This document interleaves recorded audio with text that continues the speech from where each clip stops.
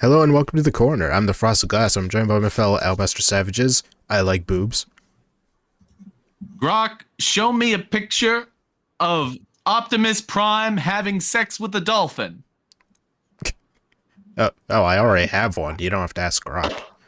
Yeah. Filling in for Moon, we have the One-Ton Hammer. Hello. And Terry Diamantis. I'm also here, yes. And this week's special guest, Prospero. Hi. Send so- help. Yes, it's been too long since we've been able to piss off Prospero. She wasn't able to get out of it this week. We have at least 3 hours to do it. Jesus God. Alright. But, you know, if I were able to ask the angels about one thing, it would be the Titanic. Why didn't Stan Marsh have get his period yet? Yeah. We have our old friend Jocelyn Joy Thomas, the one who literally talks to angels. I thought you were talking Oh, about joy. a baseball team. Yeah. No, there's no Christopher Lloyd involved here. Jesus God. What my guides say about the Titanic. Was it meant to sink? Or was it human error? Well, let's find out. Yeah, this is a mystery nobody knows anything about. It would be funny if the angels are just like, oh, it was the Jews. Fucking space lasers. Yeah. Yep. We all know the story by now. In 1912, the Titanic left Southampton, England, on her maiden voyage, headed for New York. She was an example of cutting-edge shipbuilding technology. The Titanic was 882 feet long and 175 feet high. It was luxurious and built with safety in mind, featuring watertight compartments and the ability to remotely seal off sections of the ship and keep it afloat if the unthinkable happened.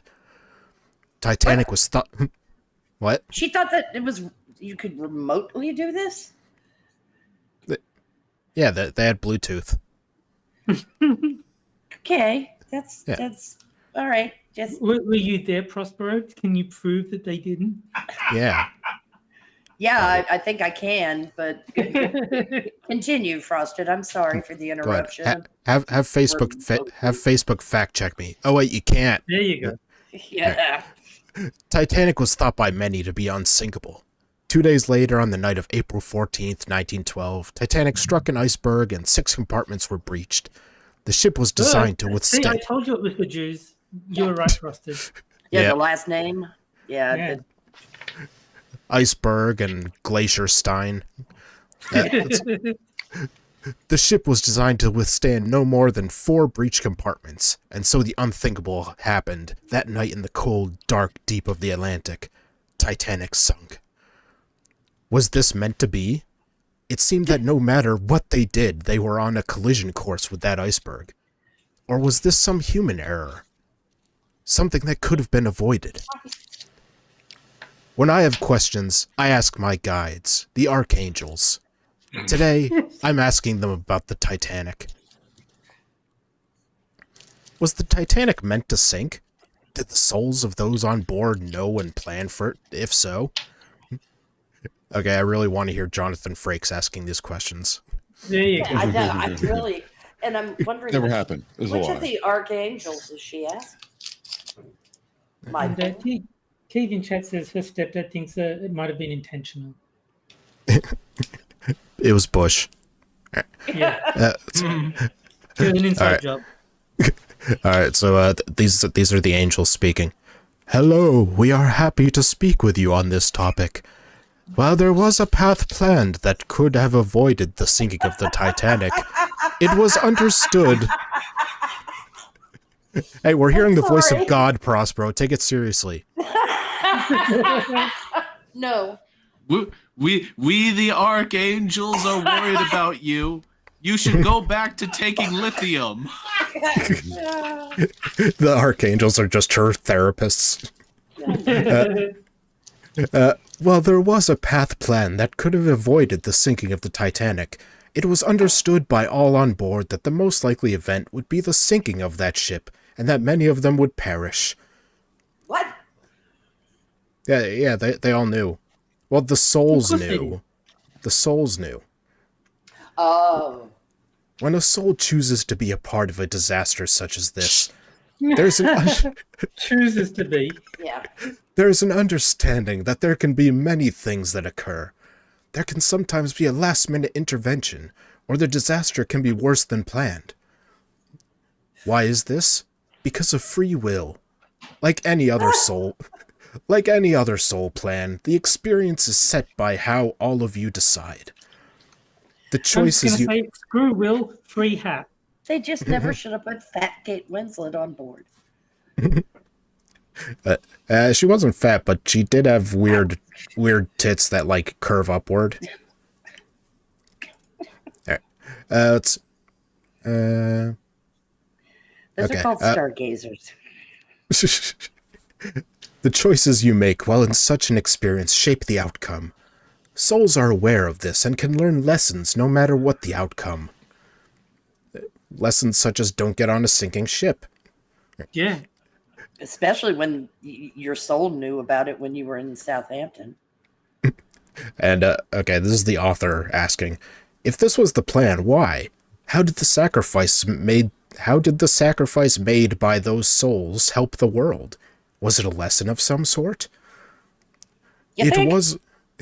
It was indeed a lesson, not only for the world, but for the souls on board as well. They all had different lessons. Some were Don't for be poor. Yeah. They learned to swim.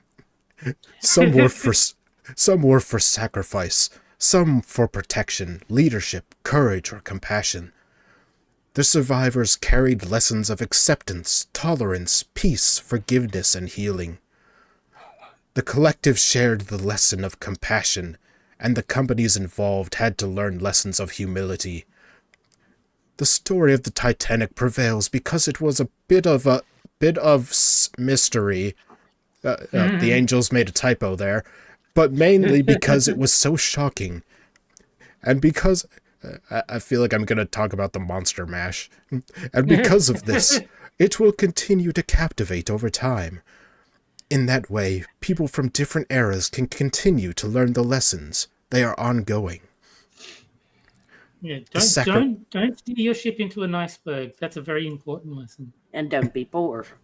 Yeah. Can, Oh, that's can I ask the archangels why they talk like a faggot?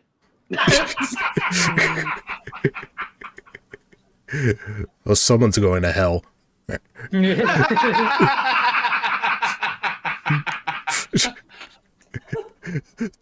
The sacrifices made by those souls are still teaching, and this too was known by the Now you souls sound involved. like a gay David Attenborough.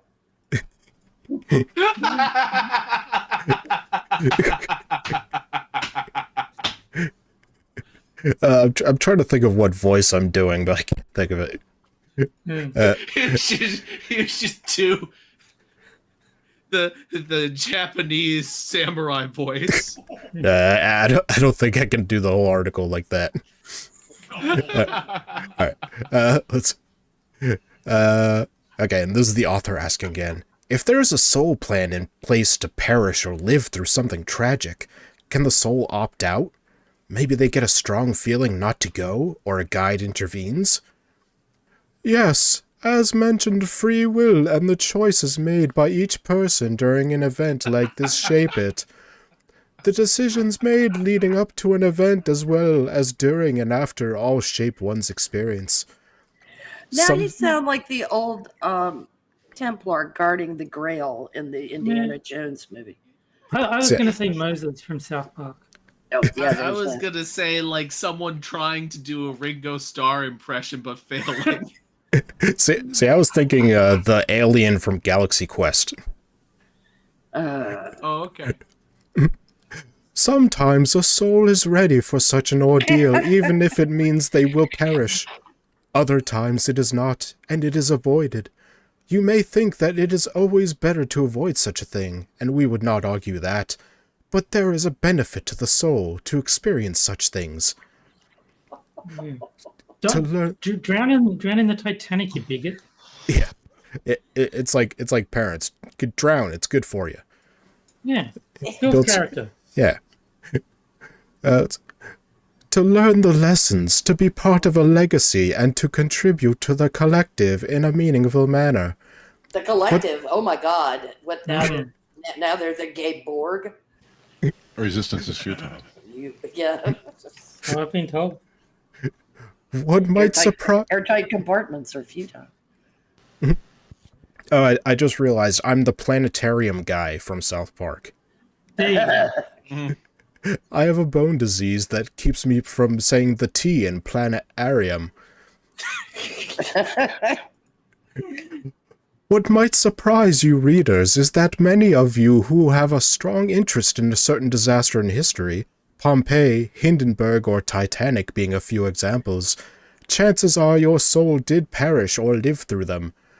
This can be particularly true if you have strong feelings about the event. The soul continues on and lives to tell another tale. We are with you through it all. Do not think about the event. No. Remain indoors. Her theology's really interesting. Want I'm to impressed. up your game with your guides? Set your own price for my ebook all about guides. Oh God. Buy my book and you can speak to God. Yeah. And find out once and for all why Stan never got his period. All right. Well, with the end of the first article comes the first game, and that is No. Sad Libs Double Prompt Edition, where I take 4 headlines from Medium, take out 2 words, and you guys fill in those words Mad Lib style, and the chat votes on which is best. All right. So, Jack, I need a person. Would it be mean to say Mark Hamill? No. Mark No. Hamill.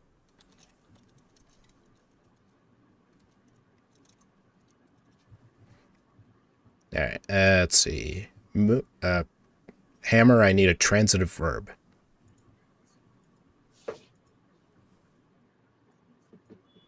Hammer. Hammer. Sorry, I muted my Oh. microphone. Oh. Transitive verb, love. 1 ton moon.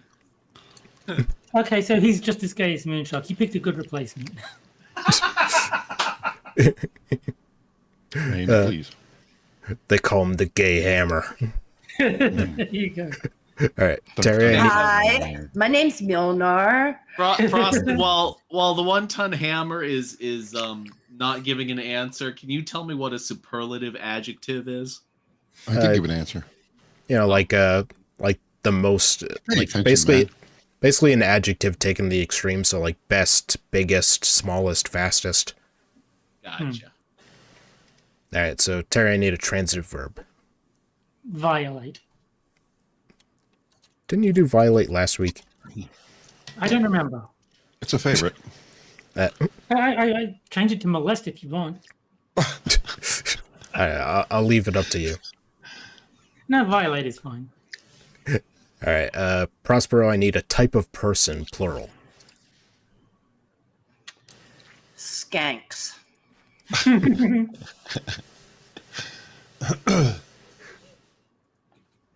All right, let's see. So, Terry, give me a living thing, plural. Faggots. I don't know. I can't think of anything off the top of my head, so faggots will do.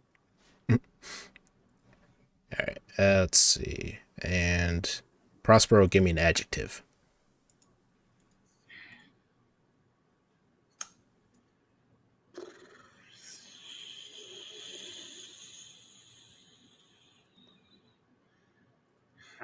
Ubiquitous.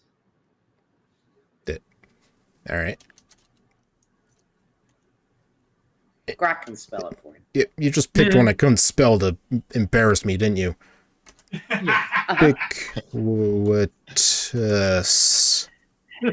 Close enough. Let it never be said I'm not petty as fuck. All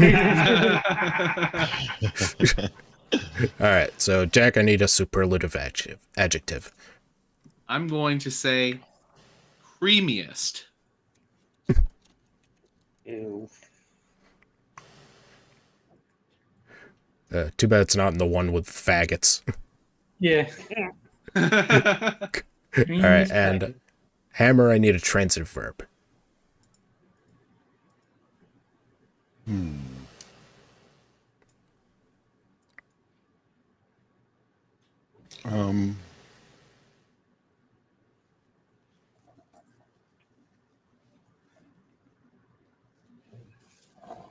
Nothing comes to mind that makes sense. I don't know, just any It doesn't have to transitive make verb. sense. Just pick anything. Something. Give. Something simple. Give. All right. I'm trying to think Okay. of something clever, but not tonight. All right, so Jax is news rant. Mark Hamill sleeping with 100 faggots in a day. Oh, that's perfect. I can see it. All right. Hammers. Admit it. We love black ubiquitous women. Yeah, it doesn't really work. No. Actually, it works really good. It's not funny. It's very common. All right, Works too let's well. see. Terry's 7 signs you should not violate someone, even if they think they are your creamiest friend.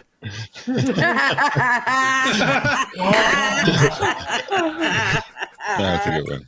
Yeah. But you're so creamy, I have to have you. That's just wrong. God. Optimus All right. Prime does creamy dolphins.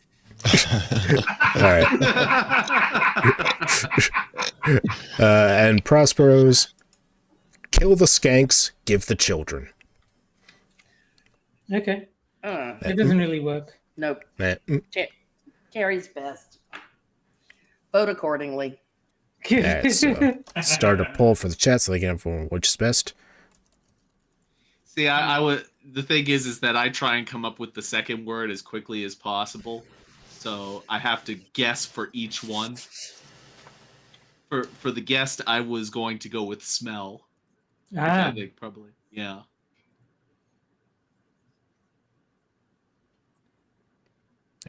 I don't know. It's Terry, followed closely by Jack, I think.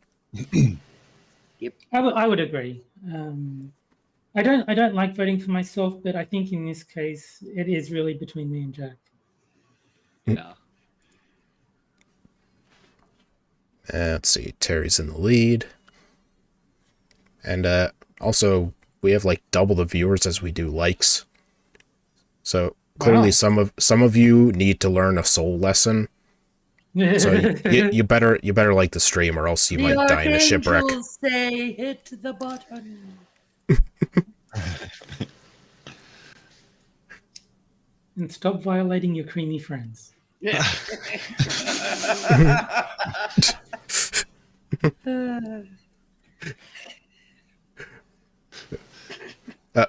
How are the friends creamy before the violation?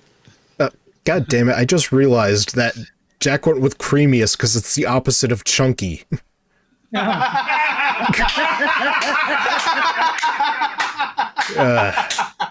You motherfucker. I mean, it could work.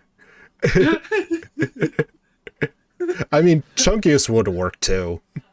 Yeah, chunkiest would have worked too. I think creamiest is funnier than chunky. It's It much is. more disgusting. Yes, Yeah. definitely. All right. Well, I think I can end it there. So it looks like Terry wins with 60% of the vote. Nice. All right. And now for our next article. Now, we've all learned that no means no. But did you know that... Except when it means maybe, and possibly try again, or try a different way. Yeah. No always means no, except for those numerous exceptions. But here's the thing, is that yes also means no. Nice. Yeah. So basically, the entire human race needs to go extinct by necessity. Yep, no more Yes. creamy friends. When yes doesn't mean yes. Fuck's sake. We've still got a lot to learn when it comes to consent. I'm looking for a long-term partner, he said on their first date, after matching on a dating site. I want to get married and start a family someday soon. You're the kind of person I want to build a life with, he said on their second date. I can already see it. I love you, he said 3 dates in, as they kissed on his sofa, his hands roaming, eyes darting to the bedroom. I know I'm not supposed to say it so soon, but I can't help myself. He didn't call the next day, didn't answer her texts. It was an unsettling pivot after his ardent declarations and the first night they spent together. She tried texting, calling. He finally responded a few days later with a dispassionate promise to call next week when he had more time. But he didn't call. She tried reaching him again, but he didn't answer. You boohoo slut. When she ran into him at the grocery store a week later, he seemed like a different person. His eyes looked right through her, and he spoke coldly. I don't know what you want from me. I have a lot going on in my life. I just don't have time for a relationship right now, he said. Sometimes it's something more like, I wasn't looking for anything serious. I was very clear from the start that I wanted casual sex. I think you heard what you wanted to hear. Can we just ask the question, did any of this actually happen? Nope. Of course not. Don't be stupid.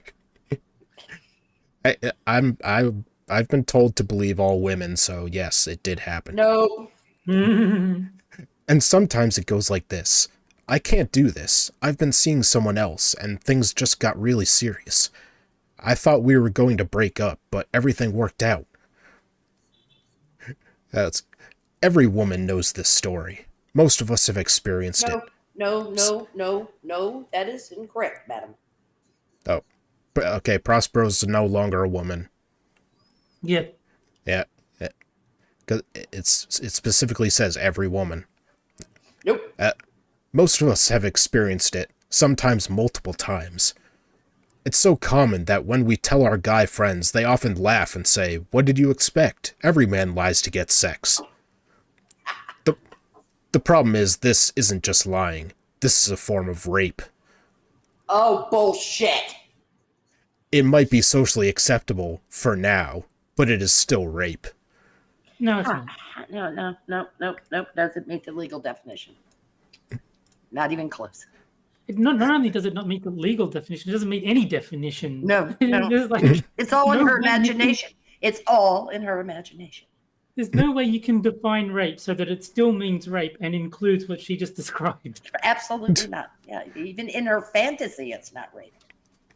If you think this is a crazy assertion, that just goes to show how deeply we have normalized this particular brand of violence against women.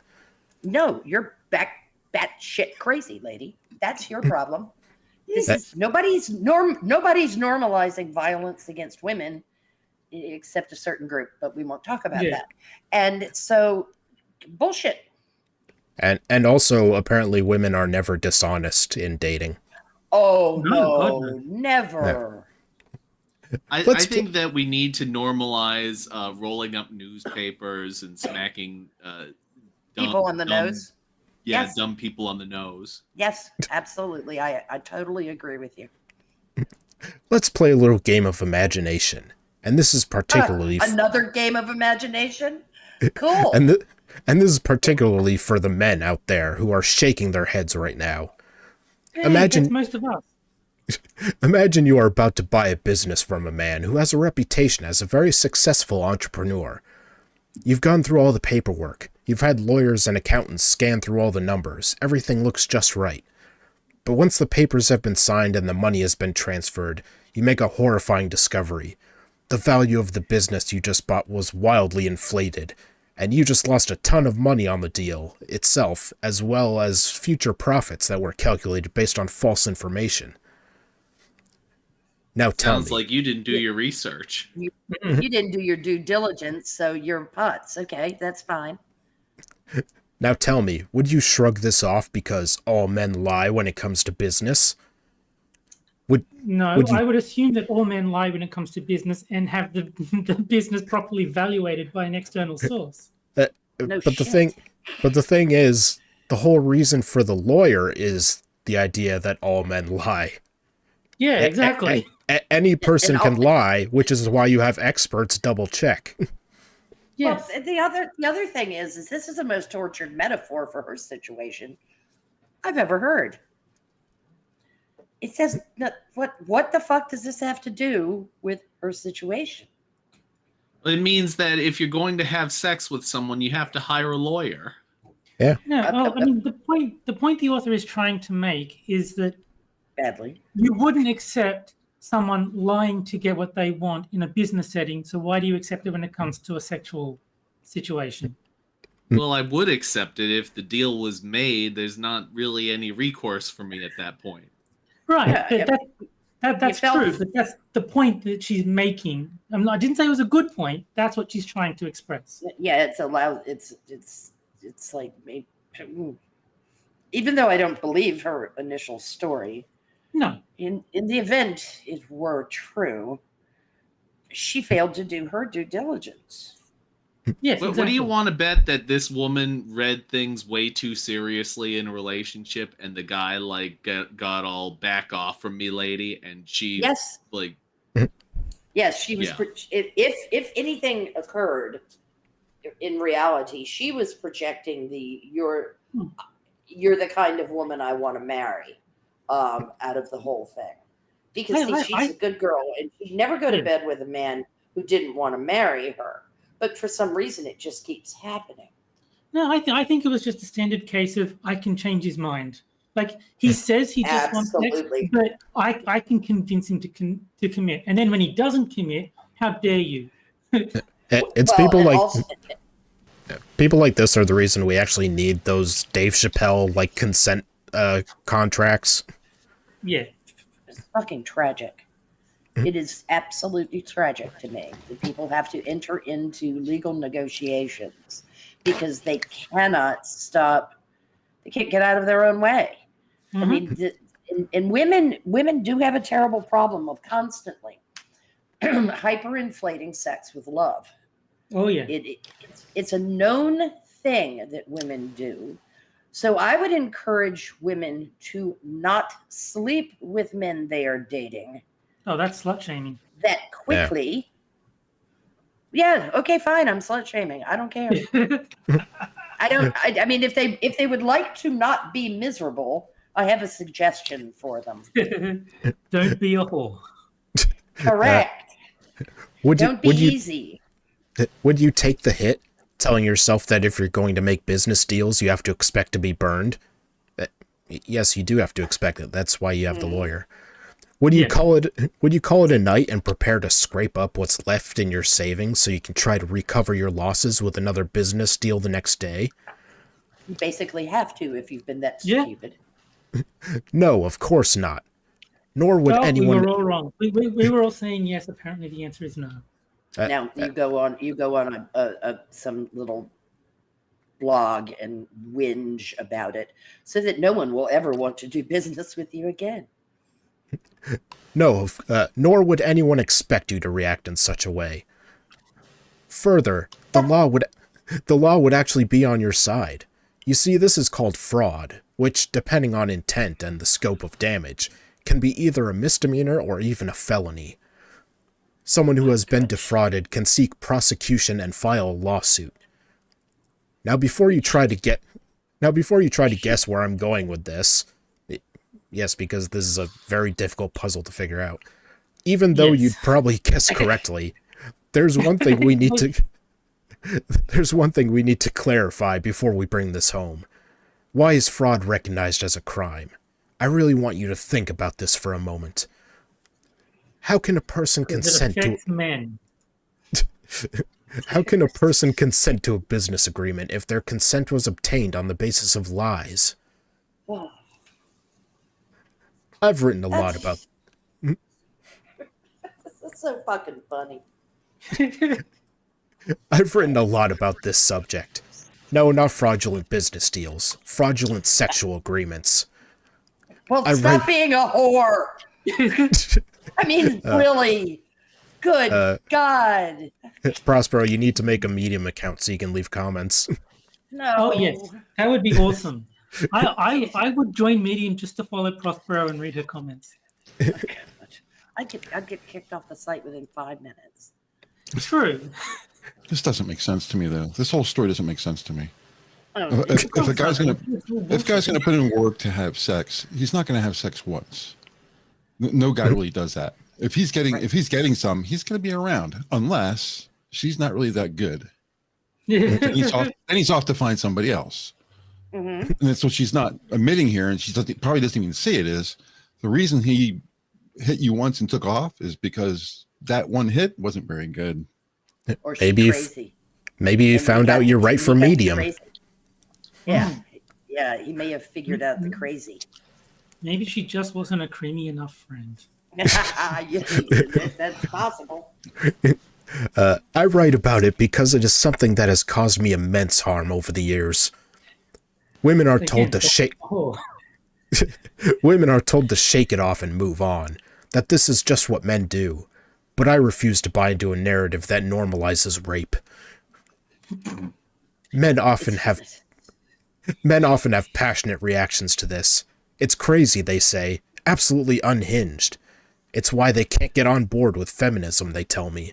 The extremism is just too much. But I laugh when I hear this. I know someday. Okay, wait a minute. Is it rape or fraud? Because the two are not the same. It's fraudulent rape. Yeah, that's exactly what it is. Fraudulent rape implies the existence of honest rape. Yeah. It does. But in her mind. Fraud rape is, I thought he came in me, but he really didn't. That son of a bitch, I thought he raped me. Oh my God. Yeah. That's fraud. Yeah. And honest rape is when you just say, I am going to rape you now. But I laugh when I hear this. I know someday, and someday soon, our culture will recognize this behavior for what it is. Just as #MeToo. Whorish stupidity. We've recognized it for centuries. Just as #MeToo collectively forced us to stop normalizing sexual assault and misconduct in the workplace. I actually was talking to my mum about the Harvey Weinstein thing, and she was saying like those actresses knew what they were doing and like they're not victims, and Harvey Weinstein did nothing wrong. And I said, actually, it should be the women arrested for prostitution. Except for the woman he actually assaulted, the one that went to the cops. I think he did actually assault one or two, but like the overwhelming majority were just actresses wanting to get ahead in the industry. Absolutely, and we're all looking at Gwyneth Paltrow when we think of that. Yeah, and the funniest part is that afterwards they got even more of a fame bump off of crying out against him. Well, so they really hoard themselves out twice. Yeah, well, Yes. minimum twice. Yeah. They're double whores. And Mira Sorvino's career took a hit because she wouldn't play patty cake with him. Well, But there you go. Gwyneth Paltrow had the power at the time, and she was well connected. She was dating Brad Pitt, for fuck's sake, and her parents were both in the industry. Her father was a well-respected director, and her mother a well-respected actress. If she had gone to the press about Harvey Weinstein, there would have been at least a blip. And it was, everybody knew he was doing it. That's the disgusting part. There were jokes about it, like Yes. in award shows, they'd say, "Now you don't have to pretend to find Harvey Weinstein attractive anymore." Yeah. It's the worst kept secret in Hollywood. And then they all acted so shocked. And James is telling us in chat that it's only Freud if she's a prostitute. I don't know what this has to do with Freud, but you know. Yeah, I think it has a lot to do with Freud. Probably. Okay. Before this gal's dad went out for cigarettes and never came home. Before 2017, people would shake their heads and laugh off an actress who'd been coerced into sex by a powerful Hollywood producer in order to get a big role, or a secretary who'd been forced to give her boss blowjobs in order to get a promotion. People would literally say, that's just how the world works. Now we are calling that... What? What company has she been keeping? Good question. Man, all of my friends are getting raped. I've never known anyone in my life who had that attitude about any of the aforementioned behavior. I've never known a man who's like, God, tough shit, that's what she deserved. I've never known a woman who's like, oh, that's how you have to get ahead. I mean, the only reason people would look down on it is if they did it knowingly, like willingly. Yeah. Now we are... Sleep your way to the top. In other words, Kamala Harris yourself. Yeah. Yes, well, exactly. Now we are calling that out for what it is. Misconduct, assault, rape. Someday soon we will do the same when it comes to men lying in order to get a yes from a woman. And there's nothing... It's misconduct. That is like such a mild term for what she's describing as like supposedly the worst thing in the world. And there's nothing extreme about it. Men get it. Don't be deceived. If you swap out sex for a business deal, they get it just fine. And so does the legal system. I think it's hard for them to admit it, though, for two very important reasons. First, we have to remember that men are subjected to intense social conditioning that deeply skews their perceptions of women, how they approach sexual relationships, and how they perceive and define rape. As soon as many men direct their sexual attention to a woman, all bets are off.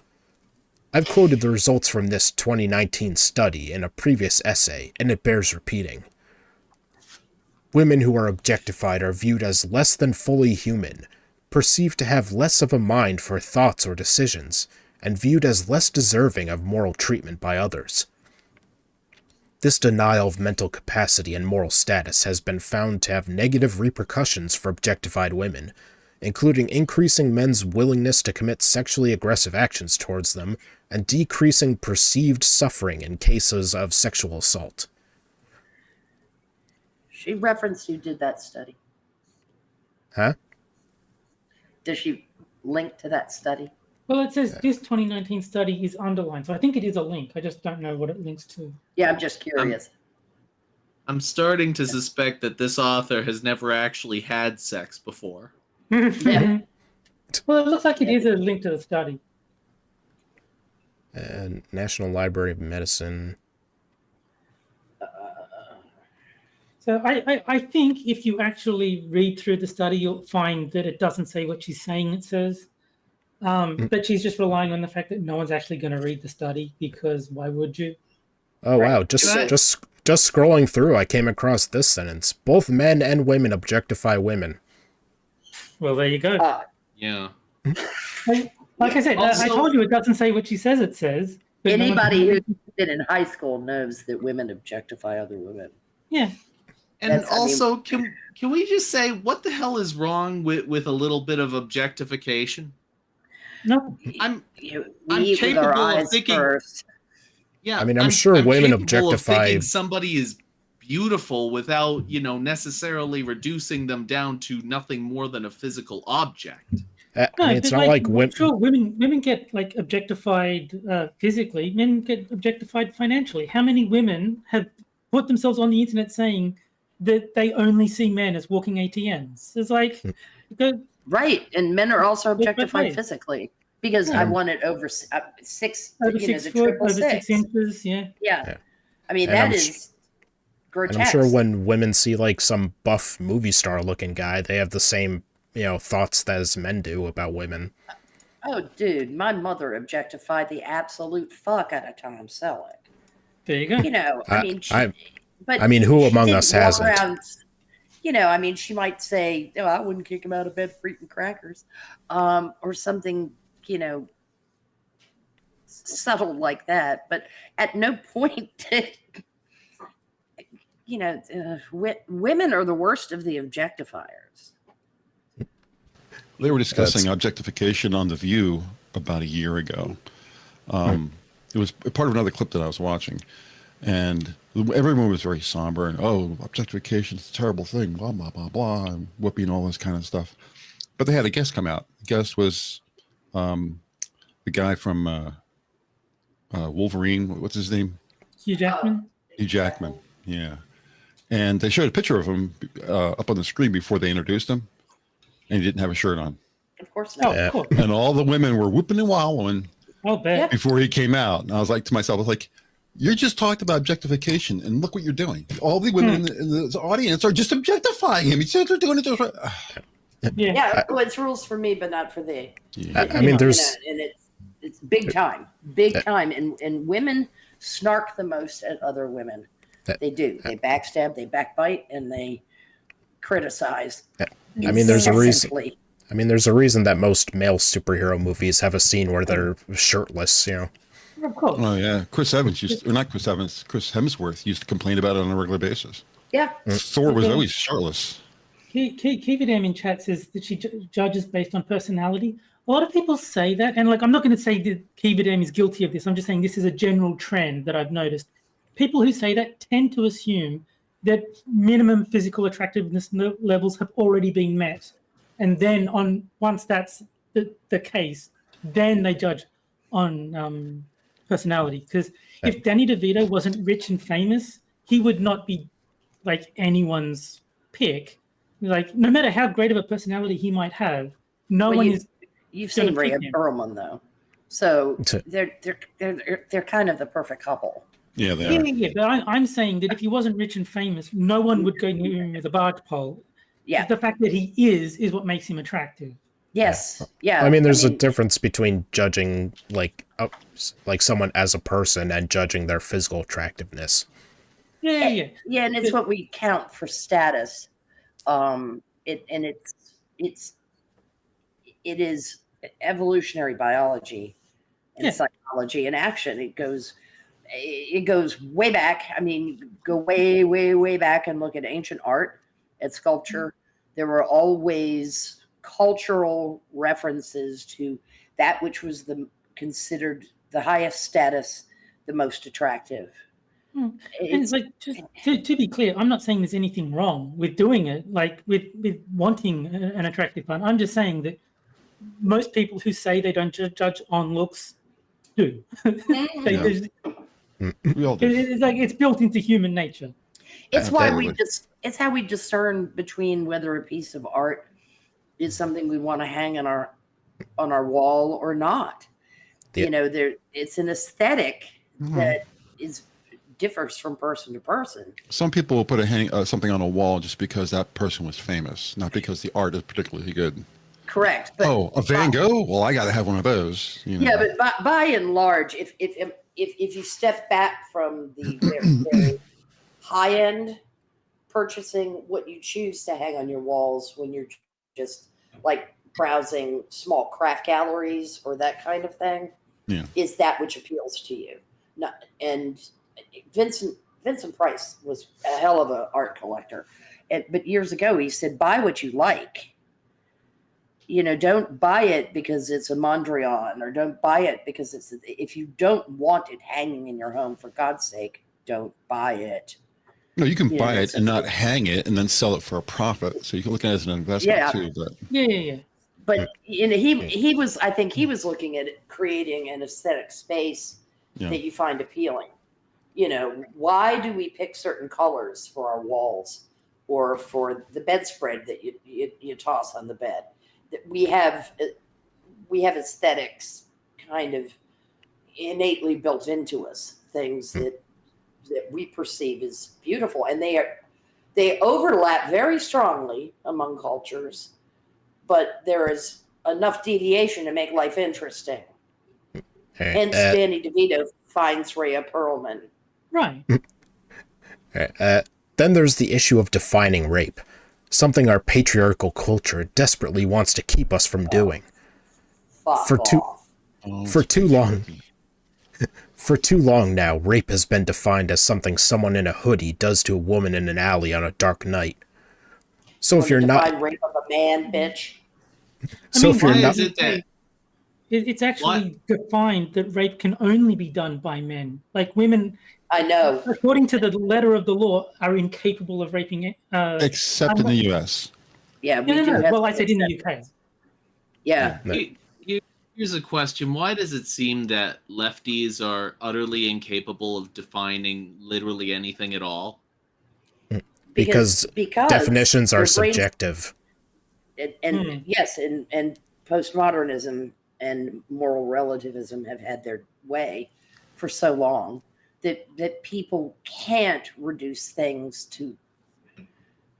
There's a thing called Aristotelian definition, and people cannot reduce things to the characteristics that allow them to logically structure a definition, because everything's all fungible. Well, I know why they don't do it. It's just it's because if you can tie them down to a definition, then you can make an argument. Absolutely. I think a lot of people just don't have the vocabulary. They just don't know. We got into an argument with a person online, me and Keeverdam, with this person who insisted that Kyle Rittenhouse was a murderer. And I said, no, he's a killer. He's not a murderer. There's a difference. Yeah, it was homicide, but it was not murder. Right. But he doesn't understand that because he thinks, oh, somebody died? Well, that's murder. No. Somebody died, that's a killing if it's an intentional act. Even if it's self-defense, it's still killing. Yeah, but he didn't murder anybody. They mean different things. I think a lot of people on this planet don't understand things like that. Well, that's by design.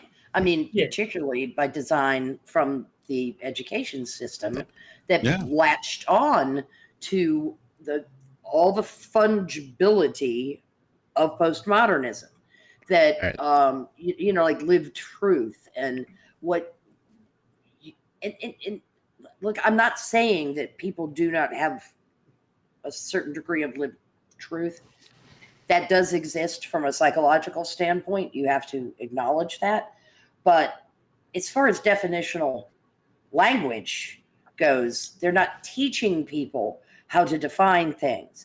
They're arming them with as minimal amount of education as they can, and then they're weaponizing them to go out in the world and be activists.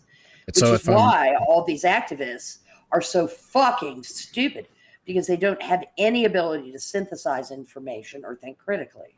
So if I'm understanding Hammer correctly, if it's in self-defense, it's not rape. You are correct.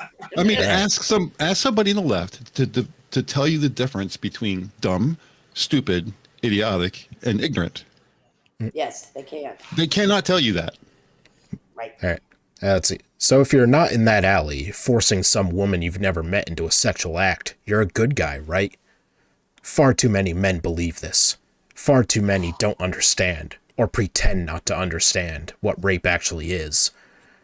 In fact, we're still hearing about the chilling study that came out in 2015, in which about a third of the male participants said they would force a woman to have sex against their will if there were no consequences for their actions. No. Didn't happen. 0% chance that is true.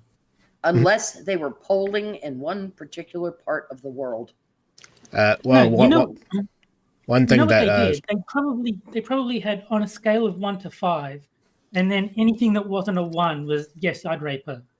Well, one thing that she doesn't mention, if you follow the link to the study, is that they were all college-age men.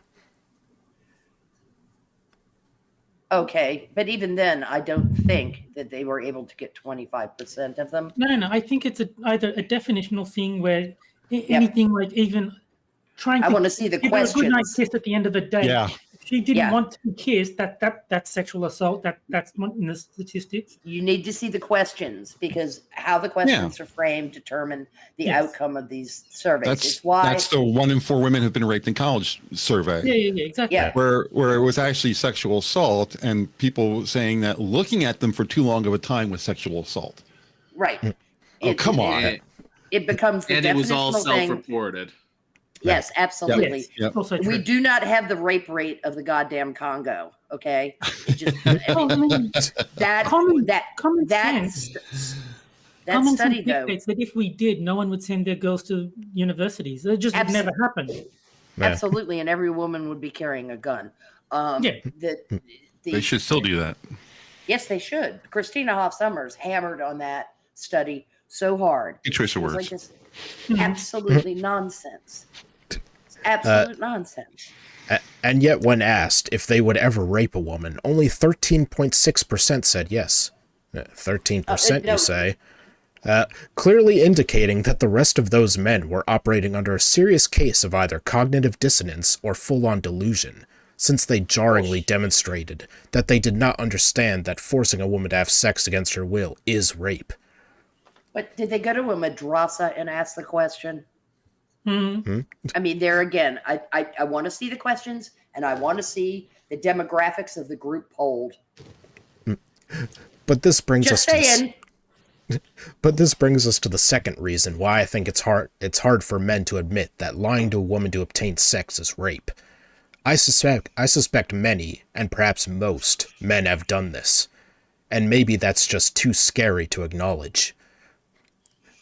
Consensual sex between adults is not rape. This is a response I hear from men with regularity whenever I discuss this subject. You have to admit it's a pretty ballsy stance to take when it's already been made clear that the woman who consented to the act did so in response to deception. This is part of the narrative of rape culture. For a very long time, the lie has been that if a woman doesn't say no, she is giving her consent.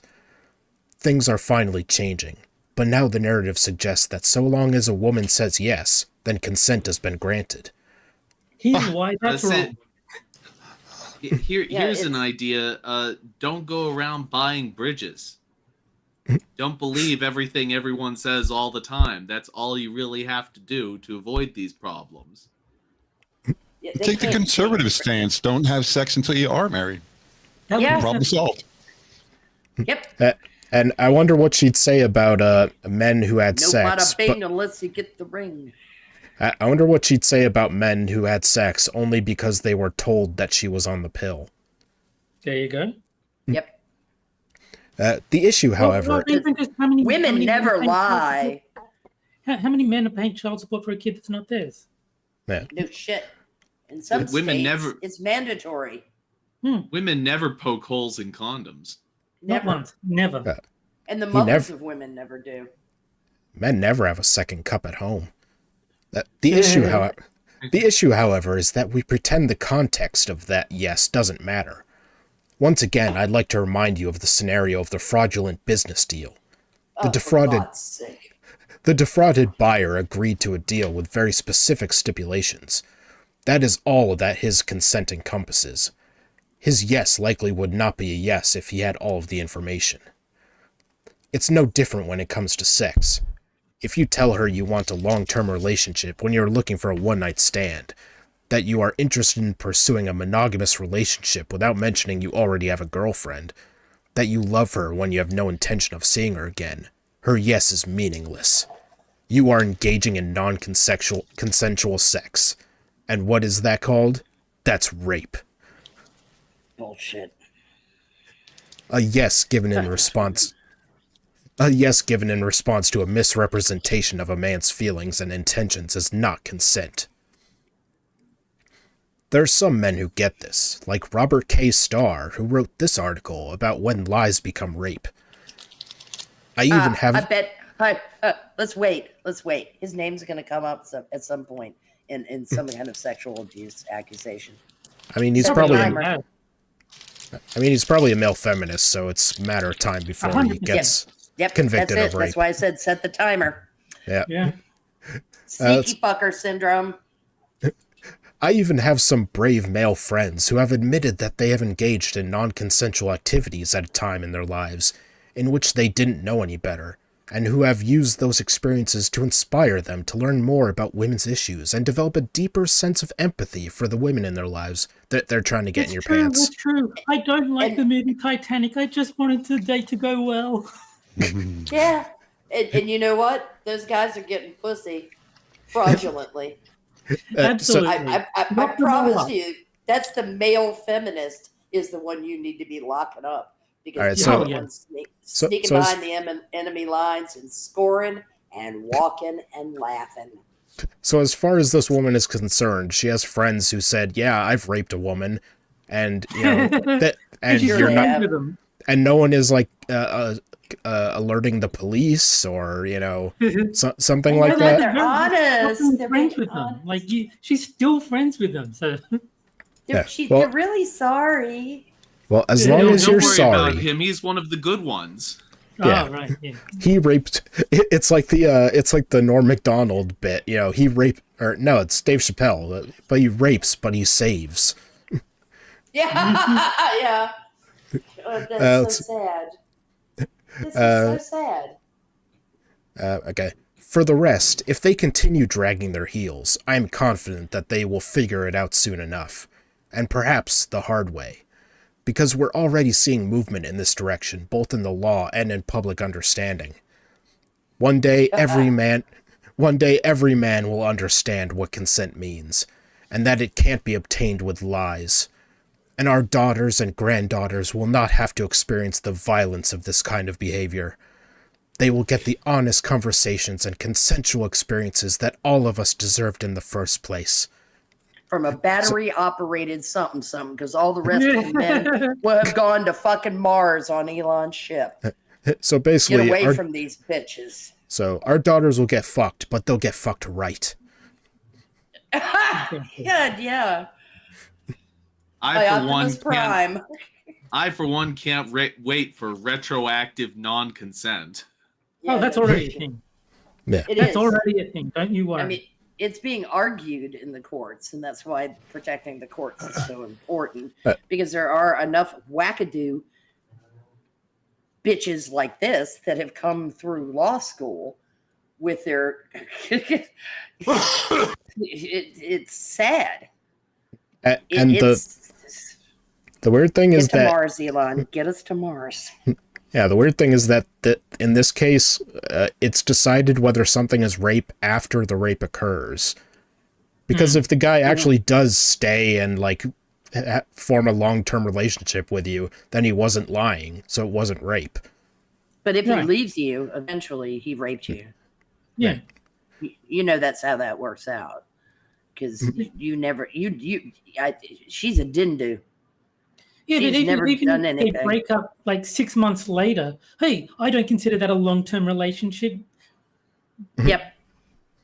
They just redefine it. Just exactly. keep redefining the circumstances all the way down the line. And this is a loathsome human being who wrote Oh, this yeah. article. So this all basically breaks down to, if you have sex with me and don't find me excellent enough to date, then you're a rapist. Pretty Yeah, much. well, she's Leventry Beria of the "Show me the man and I'll show you the rape." All right. Well, with the end of the second article comes the second game, and we're actually trying something new this week. No matter what Jack thinks. And yeah, so as I put out on Twitter, and it was kind of last minute, but we're trying a new game where you guys submit on Twitter different prompts for Grok related to politics or current events. And Garrett Edlund doing 9/11. hey, it's true. It's true. Look it up. And I'll put those in, and basically I'll pick what I think are the three best, and then the chat will vote on which is best, and I'll tweet that out after the show. So we're still trying this out, so don't know if we're gonna keep it or not. But and I came up with a name for it because no stream is using this currently. So, all right. And let's see. So we've only had 2 submissions. We've only had 2 submissions because it was last minute this week. But I'll show one of mine as an example. Because as we all know, Trump is going to take over Greenland. And this is how he's going to do it. He's going to use the army of cats that he gained by defending them from the Haitians. And like I said on Discord, haters will say that's not a real photo. No, that is definitely real. And I love that they're bipedal cats. Yeah. All right. But let's see. Our first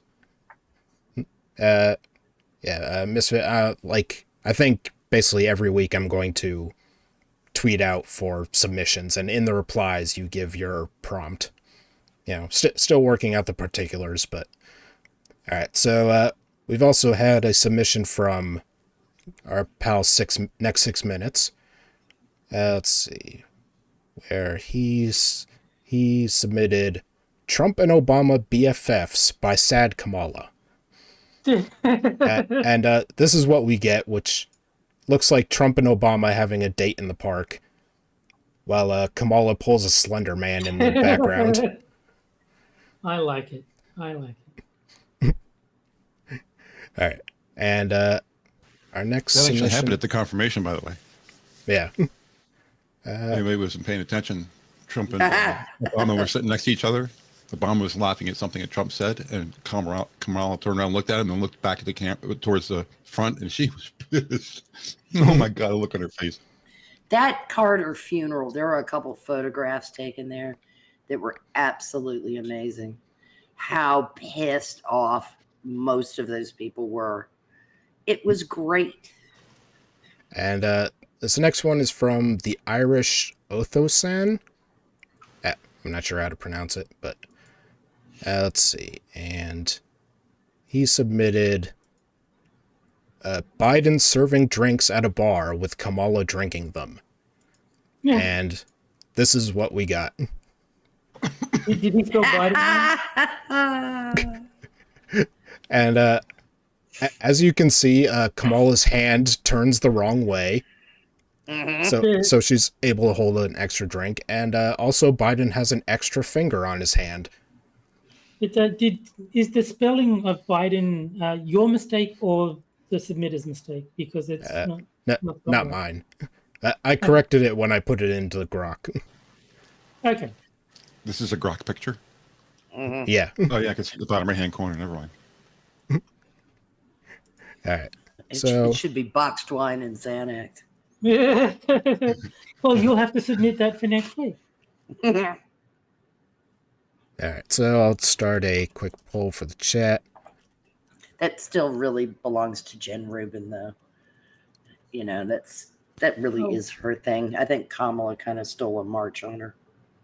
And apparently Will sent you one, but you may have missed it. Oh, I didn't see that one. I mean, I was updating it because I wanted to have at least 3, but I guess I didn't see it. There are only 2 in the poll.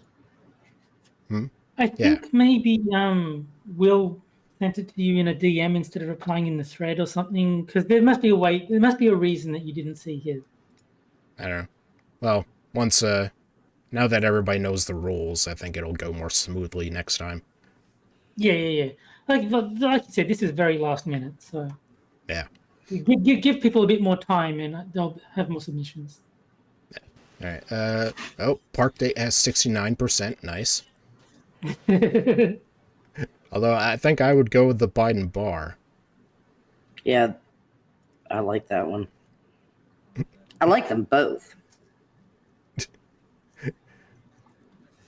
Let's see. I'll switch back to the other one in case you want to see it again. All right. Give it a few more seconds.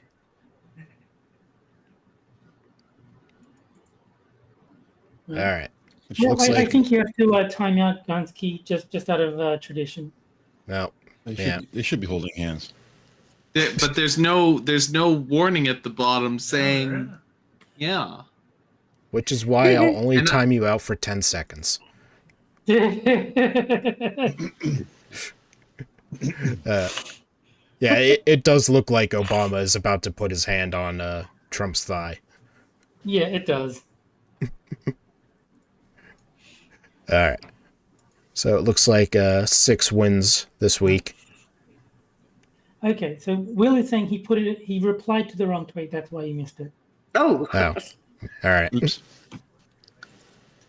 Well, like I said, it should go smoother next time.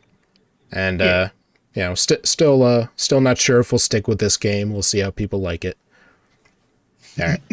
So I on wonder if you to could combine it with the caption contest and like whatever one wins, have chat provide a caption for it, because there seemed to be some disappointment that the caption contest was gone. So maybe there's a way to like integrate both games into the same thing. I don't know. Well, if anyone has suggestions or wants to say which one they like better, they can reply in the tweet. Maybe there's like a double way around it, wherein the Grok submission is decided in advance of the show, and the submission is used for the caption. That could work. Yeah, we'll try a few different things. Yeah. All right. But now on to our third article. May God have mercy on other souls. What? I said, may God have mercy on our souls. Oh, I thought I had my name in there. But we're gonna debunk another anti-feminist. I said God clearly. You should have. We're gonna debunk another anti-feminist argument with why most women don't want to be bricklayers. A take on recent anti-feminist debates. Recent? And what the hell about this is recent? Yeah, I was gonna say this shit's so I say we revoke her H-1B visa. And here we see Vivek Ramaswamy's family. Right. Recently, I saw a debate on YouTube about how feminists only fight for equality in air-conditioned, high-paying, cushy office jobs, and not for physically demanding jobs like bricklaying, construction, and oil rigs. You mean because it's true? Yes. Well, the argument is essentially a sheer generalization. Here are my 2 cents on it. What do you mean a generalization? It can't be specific to a person. It's a generalization in that it relies on statistical facts. Yeah. First of all, whenever we are having a debate around feminism and equality, it is evident that discussion is happening among men and women who are well educated and or have some sort of highly valued skills. Oh, that's funny as shit. Really?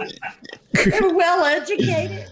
No, it is usually the knuckle-dragging bottom shallow end of the pool that are having these debates. They are highly educated. It's just that their education is in lesbian dance theory. Yes, yes, that's true. And breakdancing, Australian style. Yeah. And underwater basket weaving used to be the go-to before lesbian dance theory. Yeah, thank you, Christina Hoff Summers. Again, wasn't she the one that came up with lesbian dance? Is she? I'm glad that we got the opinions of the 100 IQ in the room. Yeah. You're lucky if there's 100 IQ pinging on any of this stuff. These people, they're the ultimate midwits. Feminists are the ultimate midwits. They put the bell in the bell curve.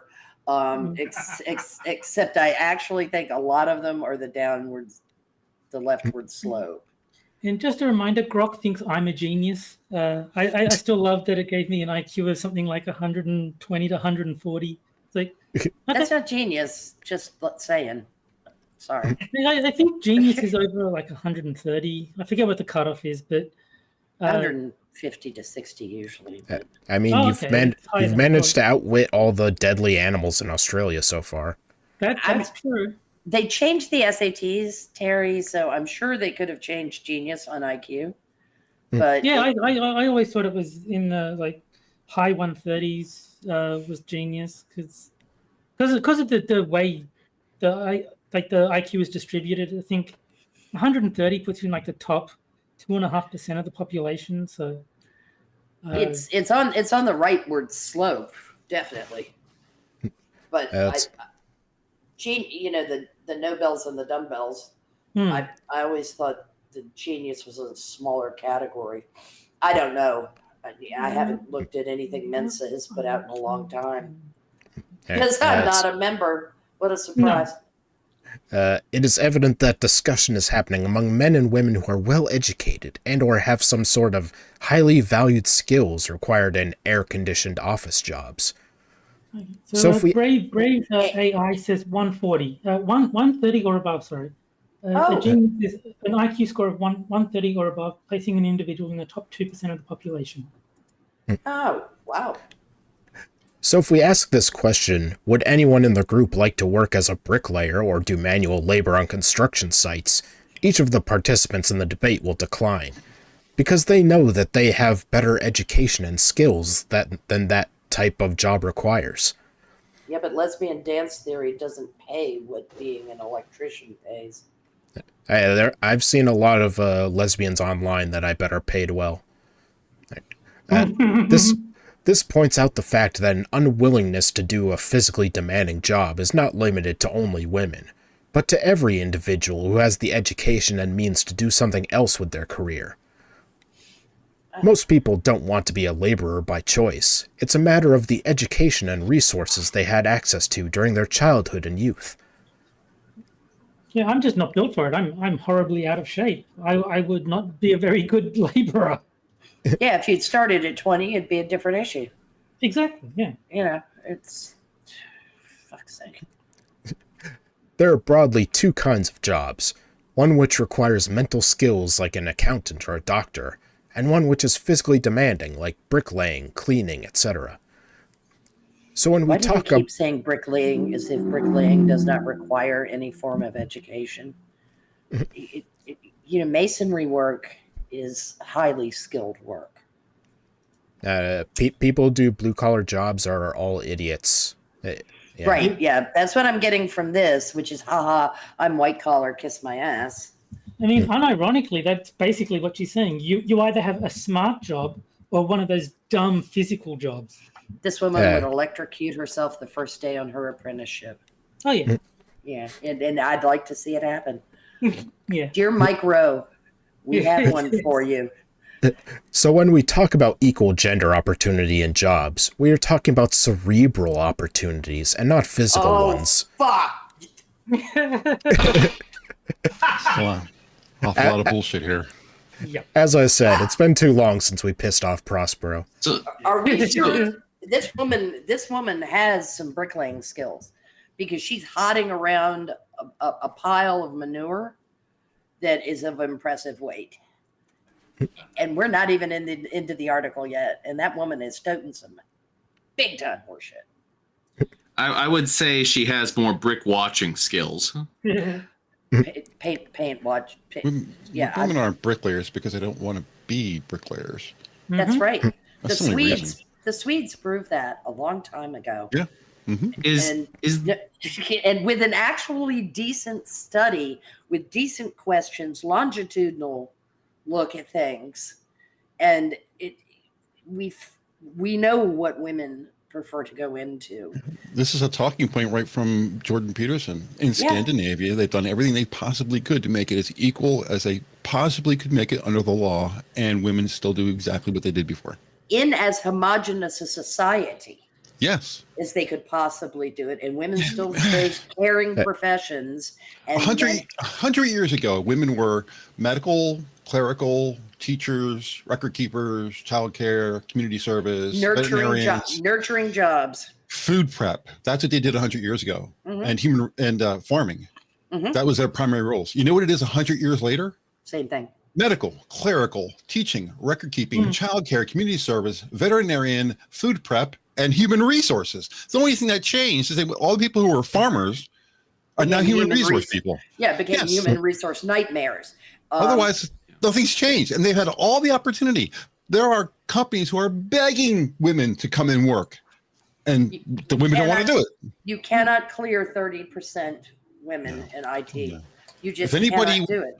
If anybody wants more information on this, there's a person you should hunt down and follow. Her name is Rachel Wilson. That's Andrew Wilson's wife. It is, and she wrote a book on this. I would encourage people to read it because she's extremely knowledgeable on this subject. And honest. More than Peterson. And honest. Because it's how about you just let women choose what they want to be, and stop this bullshit of trying to wedge them into failure.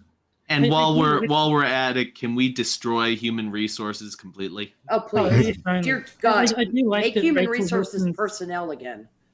I do like that Rachel Wilson's Twitter is Rach for patriarchy. Mm-hmm. Yeah. And also using the author's logic, since like jobs like bricklaying are for people with less education, then it's mostly men. She's basically saying men are dumb. Of course she is. Well, statistically speaking, men make up the largest spectrum on the IQ scale, the Nobels and the dumbbells. However, I invite you to go look at a cathedral anywhere in Europe and tell me that masonry is an art for stupid people. Well, yeah. No, there's more men at both ends of the scale. There's more brilliant, genius men and more fucking pants on head retarded men. Relative to the number of women at those extremes, men grossly outnumber both ends of the scale. Now I'm just picturing from Blackadder when he has the shorts on his head and the pencils in his nose. Yes, yeah. All right. Of course, Blackadder is probably the best program to demonstrate the bell curve than any other.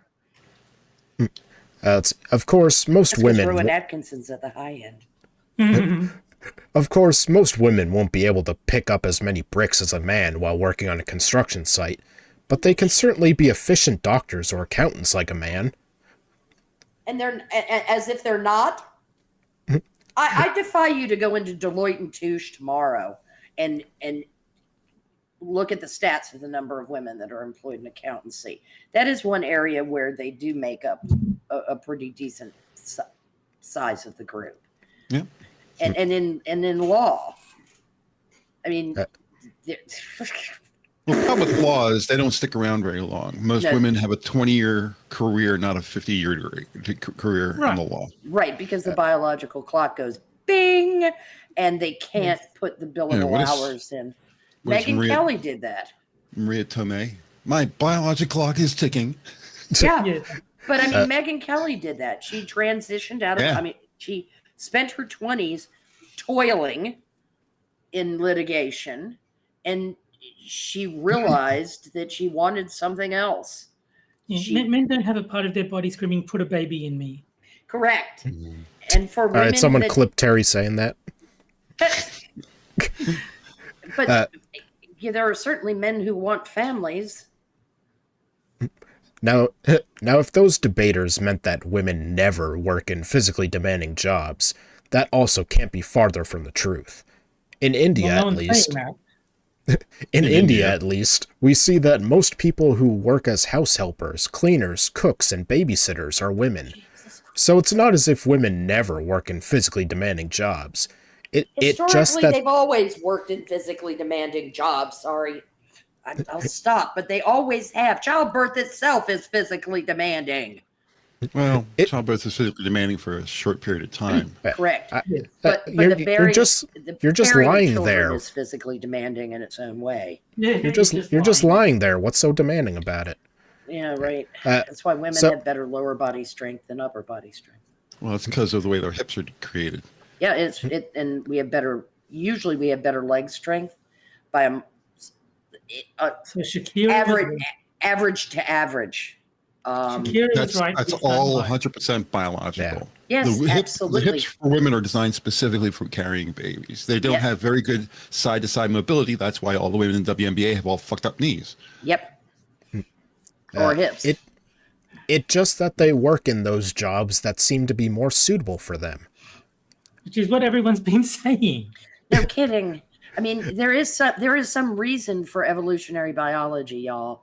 Just it's really weird. No. Evolutionary biology is sexist, racist, homophobic, and transphobic, and any other arachnophobic. Yes, arachnophobic. And maybe we could get into some of the phagics, because I think this person is coprophagic. Also, we cannot eliminate the demand supply factor here. Most of the construction site contractors will prefer hiring men if they want work to be done faster.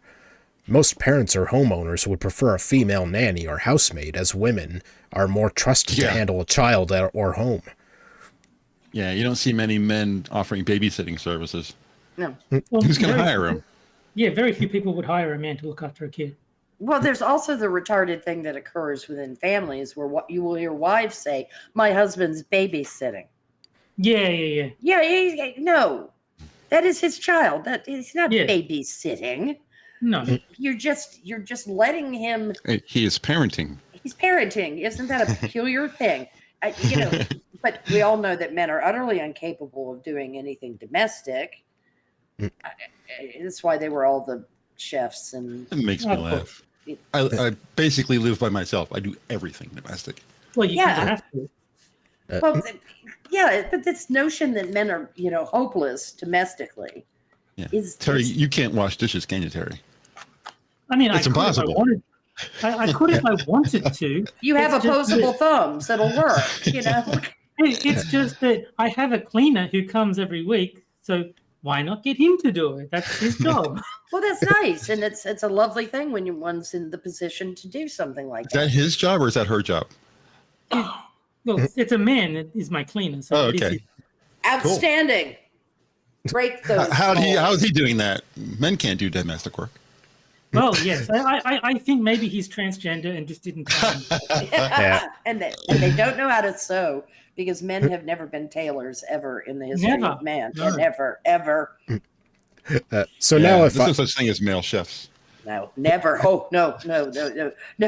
A world that was almost entirely dominated by men. So now if I ask a man why he doesn't want to become a nanny, the answer would of course be that A, he wouldn't be hired easily, and B, he can earn more in jobs where he can make use of his physical strength. Hence See, this... I don't like kids. Ding, ding, ding. Yeah, And it's see, the same answer for women, you stupid cow. I mean, hello, sausage fits Hey, for the goose stupid and the cow. gander. Well, she is. I mean, I'm just, God, I hate my sex so much. Hence this difference is always going to exist when we talk about physically demanding jobs, because men and women have different physical strengths. No logical feminist... Oh wait, here's the biggest X to doubt sentence in the article. No logical feminist will argue this. No. That is true because most of them aren't logical. Thank you, Terry. Thank you. Because that's the problem. Women have an issue with logic. Now, if those anti-feminist debaters say that women don't do these low-level jobs by choice, but because of necessity, then go back to my point 1 above. It applies to both men and women. These low-paying, physically tiring jobs are mostly done by those from the lower income strata of the society. Let's take a sample. God damn it. Oh, you elitist twat. Let's take a sample of some lower income families in a third world country like so democratic it isn't even funny. I mean, oh my God. Talk about shitting on people. I can't. Sparrow's waking up the neighbors. I think she's. I swear to God. I think she's. The article, Frosthead. You found it. You found the one that's going to make you have a stroke on the air. Prospero, there is no way that I invited you and Hammer on and decided to have articles about feminism. That's just that's just not like me. I was a little concerned. I was like, he's going to talk about feminism. That's probably not a good idea with me here. That's just not like me. The thing is okay? I think I hate them more than you do, Hammer. I mean, because it's the taint. It is the taint that's attached to me. And I don't mean that taint before one of you says something stupid. I just mean the onus of sharing a sex with these horrible, horrible harridans. Okay, we will see that while the man of the house... Daddy didn't love you enough. We will see that while the man of the house is working as a laborer/bricklayer, the woman of the house is also working somewhere as a house helper, cleaner, or a nanny, while simultaneously doing chores of their own house and children, for which their husbands don't help. How The do you women- know that? She He doesn't know she's that. she has studied Indian culture like up and down. Let's okay. Why The are we wi- talking about Indian culture? Why? Well, because it's what is it safe to take a shit on Indian culture? Well, they shit everywhere anyway. Yeah. Okay. Let's see. The women of these households are doing double the work, handling their housework while also bringing in the money. What do those anti-feminist debaters have to say about that? I think they should come out of their air-conditioned debate studios and take a stroll in the real world. Well, I don't live in India. You know, if I lived in India, maybe I'd have something to say about it, but I don't. I live in America. America. God damn it. Also, Okay. why did her examples have to be from the third world? Yeah, because she is a racist, elitist, man-hating cunt. I honestly wouldn't be surprised if she lives in India, given her name. Okay, maybe she does. Then quit sharing with the West. We don't want to hear about it. Go back and be third worldy over there. Yeah, I wonder if Okay, she knows so- Zarna Joshi. I hope so. Yeah, they all know one another. We have There's done only 1 billion people in the country, I'm sure. Like Scotland, they all know one another. articles by Zarna Joshi. We have. All right. And Prospero here in chat has a question. He just says, if she blinded me with science, can I bludgeon her with logic? Yes. But she didn't blind you with science. I'm pseudoscience, maybe. Blind me with science. All right. So now, with the end of the third article comes our final game, and that is Po or No Gender Edition. This is the best game, and Moonshock's not here to contradict me. Oh. Where I give you 3 genders, 2 of which are from the LGBTIA wiki, meaning they're 100% real, and 1 I made up, and you have to figure out which one is made up.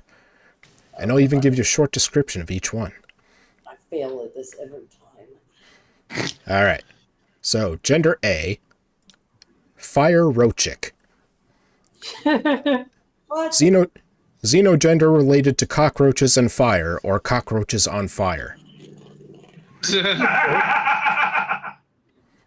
Oh, God. Right. What else would it Man. Gender B, not cat gender. Gender related to the condition of not being a cat. Okay. All right. And gender Well, I'm C, pretty sure that we're all not cat gender. I Speak don't for know, yourself. is Will Forge in chat or Johnny Hellcat? There you go. All right. I saw Alright, both of them in chat. And gender C, psychology student. Nah. Gender related to being a psychology student. Oh, God, I hope it's the roaches on fire one. I don't know. Alright, That's so- the most normal one on the list. But God, please don't let it be that. All right, so I'll start a poll so the chat can get in on it, and don't forget one of the options is that they're all real. Oh, God. I'm not voting. Have you ever made up all 3? Yes, he has. Yeah, I think maybe once. Once back Alright. in the early days, before we set up the rules quite as stringently, yeah. I think you had one where none of them were real. Yeah. Back before we had our constitutional convention making up the rules. Yeah. Yes. All right, I feel so like C. I feel like C. If it's the one you made up, then it was. Or sorry, if it's a real one, it was probably a contender for Too Retarded for TV. all right, so which one are you going with, Jack? I'm gonna go with B. All right. Hammer. I'm also going to go with B. All right, Terry. I'll go with C because it's the funniest one. All right, and Prospero. Hey, All right, somebody's going to get it right. All right, let's Some of see. it's all real. Chat is tied between C and All Real. Oh, All Real just pulled ahead. Tier, there are no Star Trek options available, so no. No, Only thing that's that makes me hesitate with B is that there is a cat gender. I know that definitely exists. So not cat gender is a possibility just to be. when you see Q, the proper gender. when you see Q, the proper reference would be James Bond. That would be better. Yeah. See, I think it's C because psychology students are the most likely to come up with these retarded genders. So yes, you are correct. So give it a few more seconds. It's just another example. If they don't know the definition of things, these are personalities. If anything, they're not genders. Yes, exactly. Yeah, and they're not even personalities. Personality traits. Yeah, if you keep quirks. Yeah, they're more like hyperfixations. And Willett Ford says none of these is me because there's explicitly a not cat gender. Hey, next week there might be a not Willett Forge gender. Okay, so I think I'll end it there. Looks like chat went with all real, followed by C. All right. And the answer is B is fake. Oh. Yay. Or you complain about Jack. You got it. No, I said yay. No, but very unenthusiastically. Yeah. It was. all What do you sad. want me to say it like, Terry? It's all sad. And there was much rejoicing. Yes. You should have been like, Terry, can you give me an example of how I should say that shit? Fuck you, I won. All right. So let's look at the flags of the real ones. So here's Fire Roachik. And here is Psychology Student.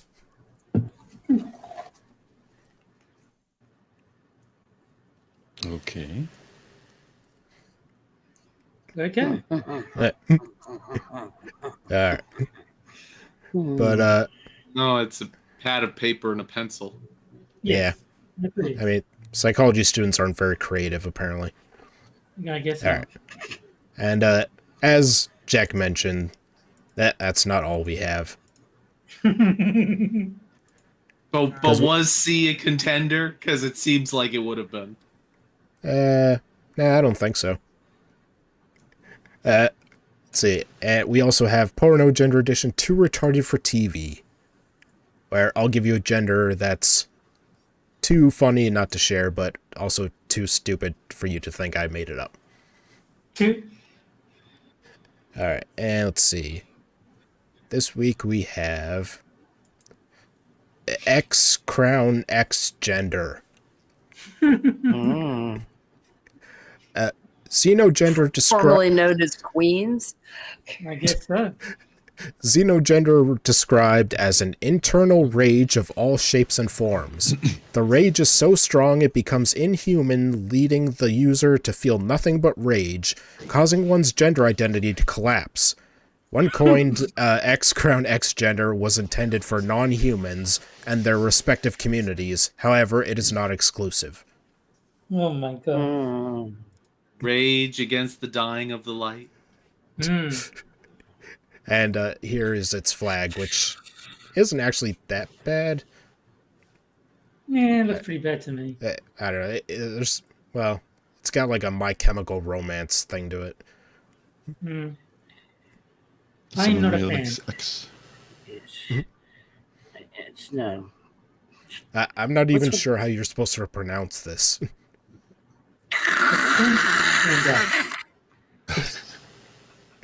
Hairball gender. You pronounce it. No, I think Isla has it right. It's pronounced mental illness. I'm waiting for cluster B gender.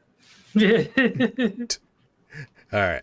And now for our final article. As we all know, there's a lot of conflict between the classes in our world. And sometimes you need art to display that. And what better example of class warfare than Toy Story? Oh, no. No. Class consciousness in Toy Story. Jesus. Class consciousness is, in short, the awareness of one's class. In the modern age, class consciousness is muddled, as class has been expanding and branching into middle class, upper middle class, and other such nonsense. In the Marxist sense, there are two classes, the working class or the proletariat, and the capitalist class or the bourgeoisie. The capitalist class is simply defined as the property-owning class, those who own the factories, warehouses, and shops. The working classes do not own these means of production, and so they must sell their labor to earn a wage to survive. I believe that this relationship can be applied to the iconic children's franchise Toy Story, and I stress this in a tongue-in-cheek manner. By examining complex political theory through a children's film, we can better understand and interpret it without trawling through 200-year-old texts. Oh, Marx is too difficult to read, is it? Yes, comrade. Very tongue-in-cheek. Now face wall. Yeah. I'm looking forward to hearing all about the communist nature of Toy Story. Yeah, because it's like very capitalist movie, so it should be interesting to see how they pull this off. Yeah. In the original Toy Story film, we are introduced to Andy's toys, who in this scenario represent the class-conscious working masses. These toys work outside of capitalist society in their own kind of commune, where they are free to express themselves through their labor.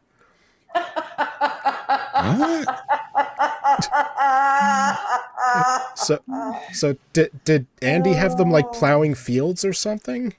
I think we found cluster B gender. Yeah.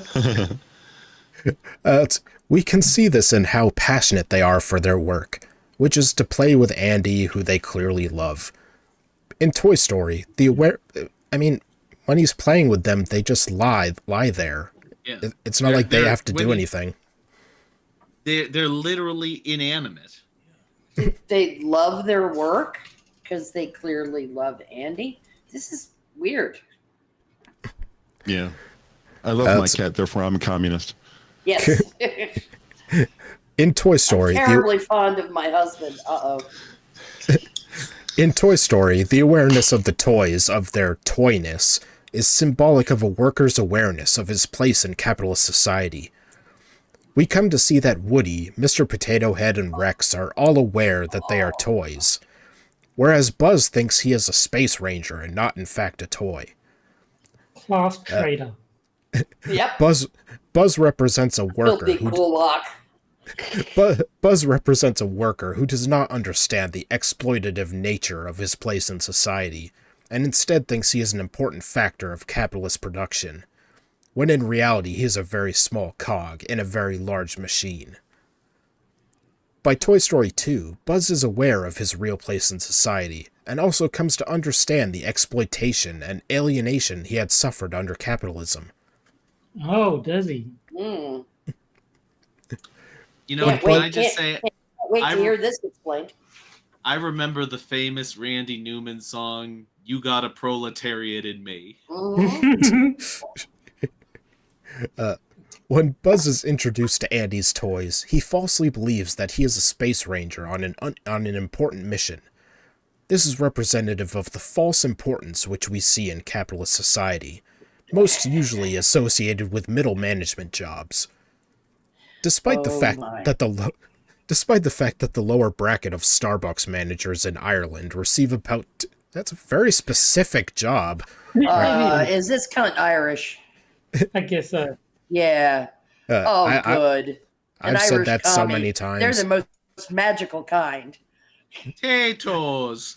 Yeah. Look at you filthy kulak. Faith in Bulgaria. Goddamn capitalist. How dare you be a cog in the wheel? Despite who is this Irish lady who has taken her place? Only Jack knows that the Irish can only say potatoes. They're like ship, you know. Yeah, little did you potato. Jack, you have an assignment. Learn the Northern Ireland accent. So, start with saying Narn Ireland, Potatoes. No, potatoes. All right, I'm gonna do my best to do an Irish accent. Okay. Oh dear. Despite the fact that the lower bracket of Starbucks managers in Ireland receive about €2,000 less a year 2,000. 2,000 than a general laborer per glass door, i.e. This is despite the fact that the stereotypical middle manager would look down their nose at laborers and craftspeople, as well as their own workers. For further detail on this topic, I would recommend reading David Graeber's work, Bullshit Jobs, A Theory. A theory. Graeber was a brilliant pundit for the political left, and tragically passed away earlier this year. Rip David. From potatoes. Well, from a famine. Surrounded by fish. In this brilliant book, Graeber states those who work at bullshit jobs are often surrounded by honor and prestige. They are respected as professionals, well paid, and treated as high achievers. This perfectly sums up Buzz, as the other toys of Andy's room become completely infatuated with his exterior sense of superiority. Okay, I'm gonna stop the accent now. Woody, in many ways, represents the politically engaged vanguard of the workers, who is able to see past the capitalist propaganda and false superiority of Buzz. Woody spends much of the movie keeping his comrades focused and undistracted by Buzz's peacocking. As Toy Story develops, Buzz realizes his toyness and hence gains class consciousness. Although initially depressed and dejected by this drastic change of self-identity, by the conclusion of the film he has integrated into the commune of Andy's room. Okay. So the happy ending is he realizes that he's a worthless nobody. Yeah. And meanwhile, over in the corner, Buzz is still yelling to Petrograd and beyond. I mean, seriously, it's actually Jack. You've got a comrade in me. Okay, Tyr. It's magically delicious. All right, there, are you happy? Lucky Charms. Or no, wait, I'll read your first one. It is magical delicious. All right, let's see. Toy Story 2 presents the commune of Andy's room with outside antagonism as Woody is kidnapped by Al McWiggin. When introduced to Stinky Pete and Jessie, Woody's class consciousness is threatened, as Stinky Pete provides Woody with the same self-aggrandizement which Buzz was infected with at the start of the franchise. Woody starts to believe he is a big deal as a rare and expensive toy. This can be compared to working-class people who are approached by the capitalist class and have their personalities and talents personified. What? They are... apparently... Yeah, okay. Apparently he's like a worker who became successful, which is bad. Now filthy kulak. Yes, now filthy kulak. When do we get to the Ukrainian famine? It's where the toys have to start eating each other. Yeah, that's awesome. When do we get to the Aral Sea? Yeah. Let's see. When are the nuclear vessels? Nuclear vessels. Alameda. Botany Bay. Oh no. That was just... They earn millions and become class traders, for example. A footballer who forgets his roots and integrates into an excessive and lavish lifestyle. However, Woody is eventually saved by Buzz and the other toys, and he stays loyal to his class. Furthermore, Buzz's character continues to develop as a conscious worker. There's a very pertinent scene in particular when Buzz infiltrates Al's toy barn and sees the other mass-produced Buzz Lightyear toys. It is at this moment when Buzz realizes the extent to which he had been deceived previously. He now realizes that he was in fact an insignificant aspect of the capitalist machine. Oh my God, it's Toy Story. Toy Story, the Clone Wars. They're all Also- these Buzz Lightyears. Also, these new Lightyear figures are an improvement on Buzz himself. This represents upscaling in capitalist enterprise as workers are discarded for younger, better educated, and cheaper labor, as well as by automation. Capitalism does not care about emotions like loyalty, love, and care like we see in Andy's commune. In capitalism, your labor is used to mindlessly create profits for the ruling class. You love the state, comrade. Now face wall. In comparison, in Andy's commune, the toys' labor is spent doing what they enjoy. This is an inherently Marxist idea, as Marx states that communism will allow for free expression of labor when your needs are met and your contribution to society is complete. Like living in your friend's house and shagging the fuck out of his wife when he's at work, earning the money that pays for you to eat. Just like Marx. I mean, that's kind of Marx's life story, isn't it? Yeah, but people are gonna work on septic tanks just for their love of the job. Of course. Yeah, and I mean, and Marx found an easy way to eat. He just sponged off people while Sounds like abusing the privilege. But he's on to something, that Carl. Communist society will, in this way, make it possible for its members to put their comprehensively developed faculties to full use. Engels' Principles of Communism. With this scene in mind, we can think back to the first film with the green alien toys.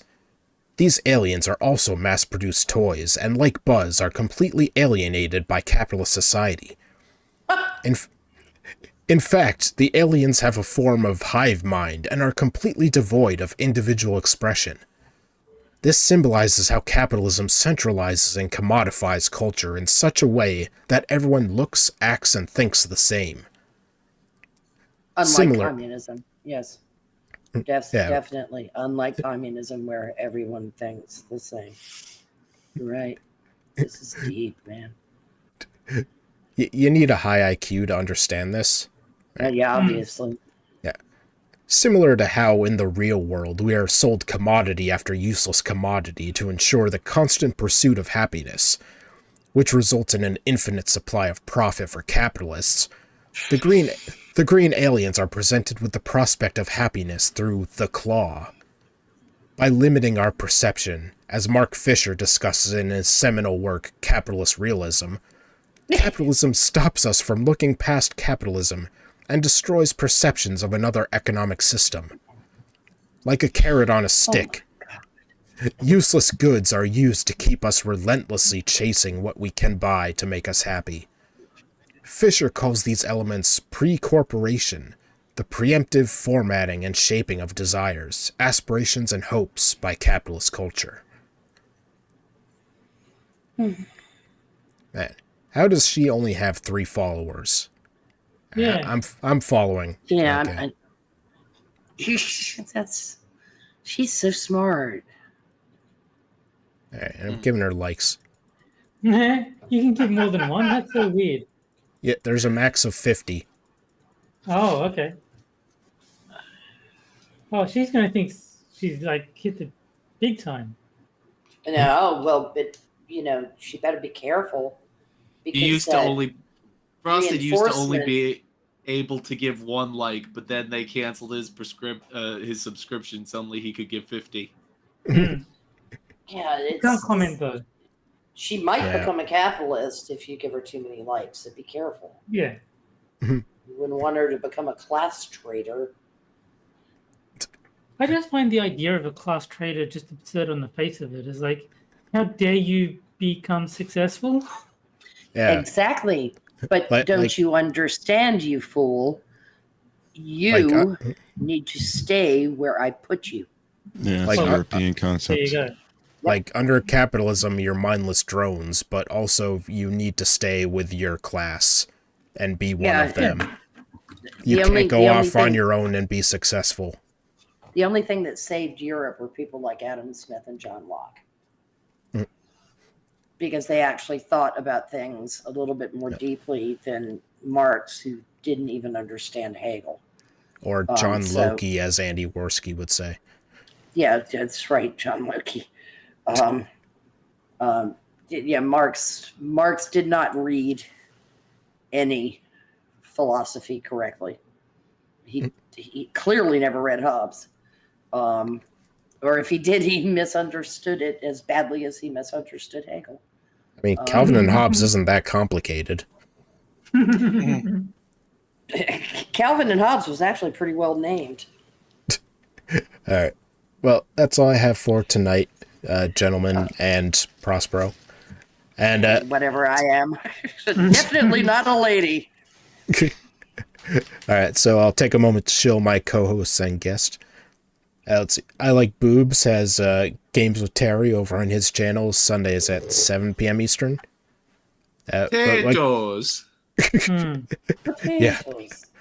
What game are you doing now? Full Throttle. Yes. Yeah. All right. So probably some kind of porn game. Let's see. Hammer, you want anything you want to shill? Just the Wednesday show. Hey, I'm also on that. Yeah, Minions of the Zoo. Terry, you have to understand, Terry's on every show. Yes. The ubiquitous Terry. Wednesday show is on the Minions of the Zoo channels, 9 p.m. every Wednesday. We have a 8:30 pre-start on Rumble because we broadcast both channels at the same time.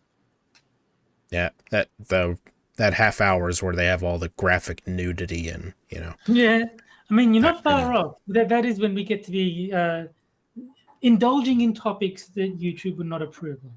Well, that, and you can find out what music we're going to play for the night, too. We make those decisions on Rumble. I didn't even know Hammer could do a helicopter dick. I don't know. All right. I can. All right. I'm actually concerned. Yeah, things I never needed to know. Prospero was really worried about it, I'm sure. Yeah, just, God, that question, I can check that. Yay! No, I know. No, Hammer can't even stand on his own 2 feet. 3 feet. All right. Well, we already covered most of Terry's stuff, but he's on Games with Terry on Sundays. He's on Hammer's Minions Nights. He's on Mr. Adams streams on Mondays, right? Yep, that's it. That's the other one I do. All right. Let's see. Anything you want to shill, Prospero? You can find me on X on occasion at Betsva, Betcva. All right. Or Prospero. And let's see. Same thing going on next. Where's your handle come from? I understand the VA part. What's the first part about? I'll tell you as soon as the stream ends. Okay. She has a gambling problem. Yeah. All right. So we should be back next week at the usual time, Friday, 9 p.m. Eastern. So we'll see you guys then. See you later, guys. See ya!